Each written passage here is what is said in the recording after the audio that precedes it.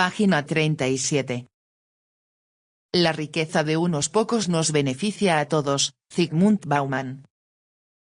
Capítulo 6. La naturalidad de la desigualdad social. Nos han educado y entrenado para creer que el bienestar de la mayoría se consigue mejor captando, perfeccionando, financiando y recompensando las habilidades de unos pocos. Creemos que la naturaleza distribuye de forma desigual las capacidades.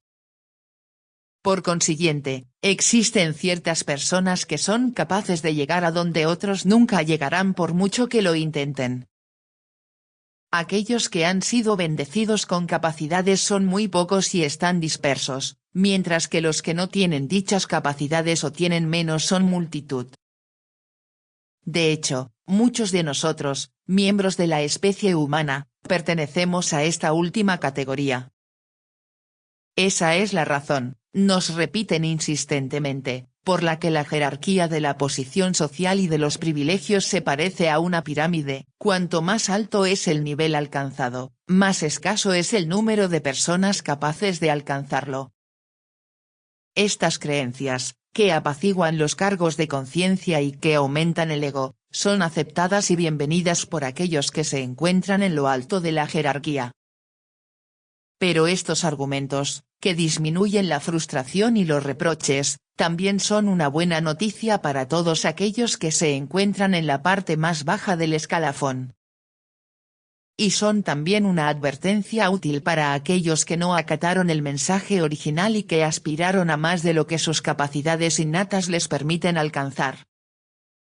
En definitiva, esta idea nos incita a reconciliarnos con la desigualdad cada vez mayor al aliviar el dolor de la derrota y la resignación al fracaso, al tiempo que reduce las posibilidades de disidencia y resistencia. En resumen, contribuye a la persistencia de la desigualdad y a su crecimiento sin freno. Como sugiere Daniel Dorling, la desigualdad social persiste en los países ricos porque seguimos creyendo en los principios de la injusticia, y puede resultar algo chocante para la gente darse cuenta de que podría haber algo erróneo en gran parte del entramado ideológico en el que vivimos. Al igual que aquellas personas cuyas familias poseían plantaciones con esclavos lo consideraban natural en los tiempos de la esclavitud, o como cuando se consideraba que estaba dentro del orden natural de las cosas que las mujeres no pudieran votar, otras grandes injusticias de nuestro tiempo son, para muchos, sencillamente parte del paisaje de la normalidad. En el extraordinario estudio de Barrington Moore Jr. sobre las reacciones populares ante la desigualdad, injustice, The Social Bases of Obedience and Revolt, injusticia, las bases sociales de la obediencia y la sublevación, este sugería que, en la oposición entre las ideas de justicia e injusticia, es la segunda la que no está claramente definida, mientras que su opuesta, la idea de justicia, suele definirse en referencia a la de injusticia. En cualquier situación social, el criterio de justicia siempre es una referencia, insinuado o incluso dictado por aquella forma de injusticia sentida como más detestable, más penosa y más irritante en aquel momento, y por ello la que más apasionadamente se desea superar y eliminar. En definitiva, justicia se entiende como la negación de un caso específico de injusticia. Dicho autor también sugiere que por muy duras, opresivas y rechazables que hayan sido las condiciones de vida a lo largo de la historia, pocas veces éstas se consideraron injustas, puesto que habían existido y se habían impuesto el suficiente tiempo para convertirse en algo normal o natural. Al no haber vivido nunca en condiciones de vida más favorables, o al recordar vagamente esas circunstancias, la gente no tenía nada con lo que comparar su difícil situación y por tanto no veían ningún motivo, ninguna justificación ni posibilidad real, de rebelarse. Sin embargo, una nueva vuelta de tuerca, una nueva exigencia que se añadiera a la larga lista de abusos sufridos, en otras palabras, un empeoramiento relativamente pequeño de las condiciones de vida, se consideraba al instante como un caso de injusticia que provocaba resistencias y actos de rebelión. Los campesinos medievales, por ejemplo, aceptaban en su gran mayoría la enorme desigualdad entre sus condiciones de vida y las de su señor, y no se negaban a realizar los servicios y las corvées, por muy gravosos o inútiles que pudieran ser. Sin embargo, cualquier pequeño incremento de las exigencias o de la presión que exigía el señor podía provocar una sublevación campesina en defensa de los derechos consuetudinarios y poner contra las cuerdas el statu quo. En otro ejemplo, los trabajadores sindicados de las fábricas modernas solían ir a la huelga como reacción contra un aumento de salario concedido a los trabajadores de otra fábrica, del mismo ramo y con el mismo tipo de trabajo, que a ellos se les había denegado, o cuando los salarios de los trabajadores que ellos consideraban inferiores en la jerarquía profesional superaban sus propios salarios. En ambos casos, la injusticia de la que eran objeto y contra la que luchaban consistía en un cambio desfavorable en el estatus que consideraban normal o natural, era un caso de privación relativa.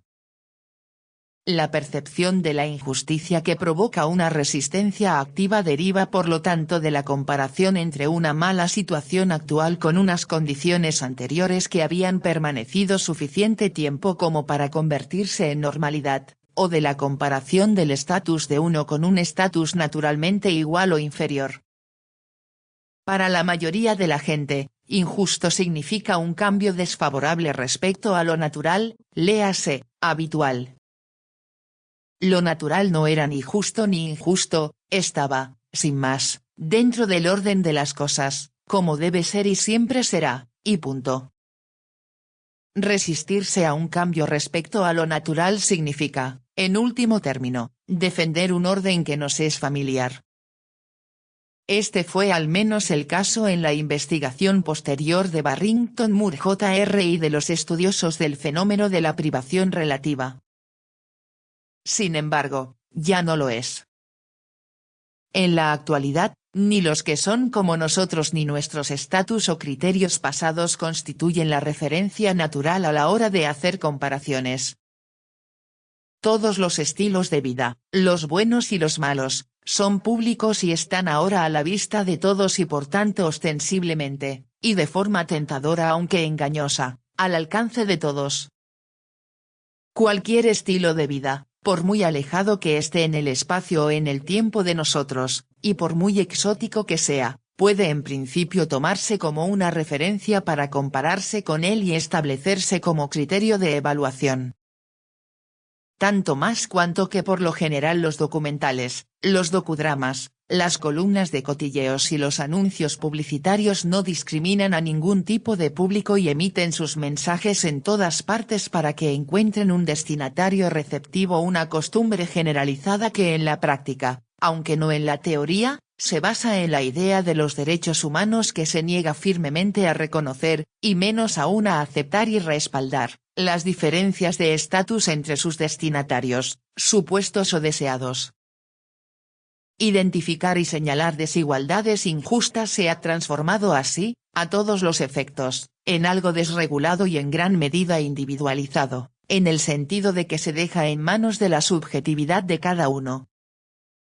Los juicios individuales suelen coincidir y confluir ocasionalmente más como resultado del debate y la negociación públicos de las elecciones individuales que por una actitud que determina la clase o la categoría social.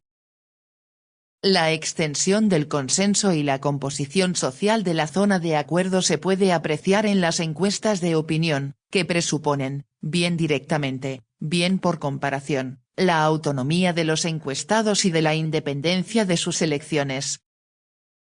Uno podría tener la tentación de pensar que las estadísticas publicadas por las empresas de sondeos son las principales y quizás las únicas oportunidades para que las opiniones difusas y dispersas se conviertan en hechos sociales en el sentido durkheimiano.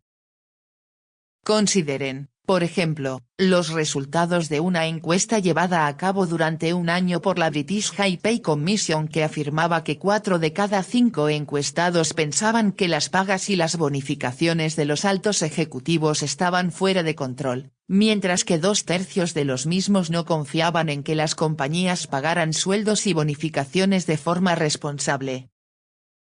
Está claro que estas dos mayorías estadísticas consideran que las pagas y las bonificaciones a los altos ejecutivos son excesivas, injustas, y sin duda no naturales. Pero al mismo tiempo parecen haber aceptado lo natural de esta anomalía.